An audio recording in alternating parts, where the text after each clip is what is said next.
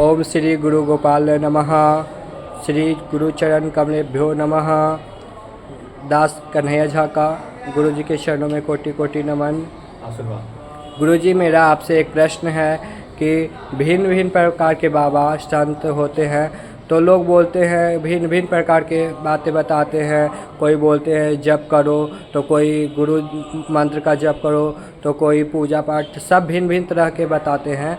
तो लोग एक तरह के क्यों नहीं बताते हैं और हमें क्या करना चाहिए, आप बताने की कृपा करें। ओम श्री गुरुभ्यो नमः। ओम श्री गया गदाधराय नमः। ओम वर्णानाम अर्थ संघानाम रसानाम छंदसामपि मंगलानाम च कर्तारो वंदे वाणी विनायको।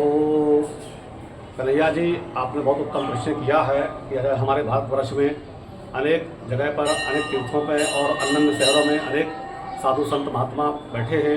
उन सबको नमन मेरा वंदन करता हूँ। देखिए, विषय जो आपने प्रश्न किया है कि इस समय कलिकाल का समय है, टेलीविज़न का समय है। लोग सोशल मीडिया के माध्यम से आजकल जो है रीलों के माध्यम से लोग देख देख करके और प्रभावित होते हैं कि अमुक बाबा ने कहा कि नाम जप करो, किसी ने कहा गुरु मंत्र का जप करो, किसी ने कहा भगवान का जप करो। भिन्न भिन्न तरह के लोग प्रकार की अपनी अपनी बातें को बताते हैं। तो इस प्रकार इसलिए बताते हैं कि जो जिसके अंदर रहता है वो अपनी चीज़ों को प्रकट करते हैं। जो जिनको जहाँ चीज़ मिला है उसी को वो समझते हैं कि यही चीज़, इसी में दुनिया संसार समाहित है। ऐसा नहीं है। होता ये है कि जैसे मान लीजिए आपको कर्मकांड करना है तो कर्मकांड की महत्ता होगी। जैसे गया श्राद्ध है, अभी गया श्राद्ध आएगी, तो गया श्राद्ध के अंदर आप गीता का पाठ करेंगे, भागवत कराएंगे, आप जब तब करेंगे पितरों का, तो वो फायदा होगा। लेकिन श्राद्ध हटाकर सिर्फ आप एक काम करेंगे, सिर्फ नाम जप करेंगे, तो उससे कोई आपका उद्देश्य नहीं पूरा होगा। सिर्फ नाम जप करने से आपका उद्देश्य पूरा नहीं होगा। नाम जप किसके लिए है? वो अलग जगह के लिए। जैसे नाम जप करें तो हमारी अंदर की जो वाणी पवित्र है, जिह्वा पवित्र है, अंदर से हम पवित्र हो रहे हैं। लेकिन जहाँ पे हमको पितरों को सामान देना है, पिंड देना है, भोजन देना है, वस्त्र देना है, दक्षिणा देना है ब्राह्मणों को, तो वो तो हमको कर्म से ही देना पड़ेगा। नाम जप से तो उसकी पूर्ति हो नहीं सकती है। इसी प्रकार से जहाँ गुरु का जगह है, गुरु की जगह है, जहाँ पे माता पिता की जगह, माता पिता की जगह है, देवताओं की जगह, देवताओं की जगह है, सबका जगह बना हुआ है। तो हर बुद्धिमान को ये चाहिए कि जगह जगह पे हम जो है किस समय किस चीज़ का प्रयोग करें, ये हमारा कर्मकांड बताता है।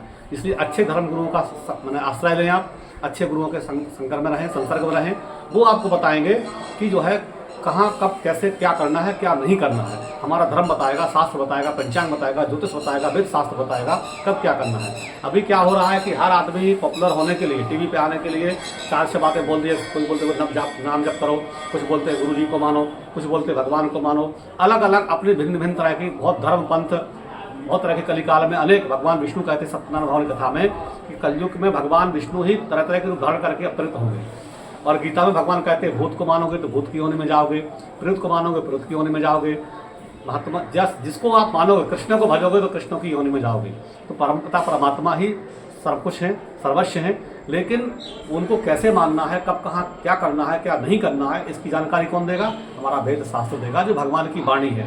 क्योंकि हमारी आपकी इच्छाएं तो बदलती रहती हैं, लेकिन भगवान का जो शास्त्र धर्म है वो कभी वो शाश्वत है, वो स्थिर है। इसलिए हमेशा जो वेद शास्त्र बोले उसी का ही आपको बात मानना चाहिए। ना गुरुओं की बात मानना चाहिए, ना धर्माचार्यों की, ना संत महात्माओं की, ना किसी की नहीं, यहाँ तक कि भगवान की भी तक नहीं। जो भगवान का लिखा होगा वेद शास्त्र है, वो जो कह रहा है उनकी बात मानो। वही भगवान का साक्षात स्वरूप है, वही सत्य है, वही शाश्वत है। शाश्वत क्या है? जो कभी चेंज नहीं होता। इसलिए कलिकाल में बहुत से धर्म पंथ हैं, लोग देख के प्रभावित होते हैं। सिर्फ अगर आप प्रभावित किसी संत महात्मा से हो रहे हैं, किसी गुरु से हो रहे हैं, तो आप जो है ना, आप योग्य शिष्य नहीं हैं। ऐसे तो कोई भी गुरु किसी को भी प्रभावित कर ले अपनी बातों से, तो वो नहीं। उनके अंदर ज्ञान कितना है, उनका आचरण कितना अच्छा है, वेद शास्त्र का कितना नॉलेज है, सदाचार कितना है। कोई दिखावा बाहरी स्वरूप से नहीं कि उनके पास घोड़ा गाड़ी बंगला है, गंदी फिल्मों के एक्टर जा रहे हैं उनके पास में, कोई फलाना जा रहा है, ठिकाना जा रहा है, पैसे वाले जा रहे हैं, पैसे वाले जा रहे हैं। यदि उनको इतना ज्ञान होता तो फिर वो क्यों जाते? वो तो खुद परेशान है, इसलिए वहाँ जाते हैं। पैसा होने से सिर्फ कुछ नहीं होता है। अंतरात्मा में, अंतःकरण में जब तक आपको आत्मा में चैतन्य महाप्रभु का आपको ज्ञान नहीं होगा, तब तक आप कुछ नहीं कर सकते। सुदामा के पास कुछ नहीं था, लेकिन भगवान प्रभु श्री कृष्ण के चरणों में गए। उसी प्रकार से भगवान ने उनका सम्मान किया, क्योंकि भगवान को पता था कि सुदामा क्या चीज़ है। तो इस तरह से जिसके आचरण अच्छे होते हैं, जिनके कर्म अच्छे होते हैं, जिनको ज्ञान होता है वास्तविकता, उन्हीं को ही मैंने सम्मान मिलता है, उन्हीं को उचित मिलता है। हम किसी एक चीज़ के जानकार हो जाएं तो एक चीज़ को हम अपना शुरू कर दें तो आप एक चीज़ के जानकार हो सकते हैं ना।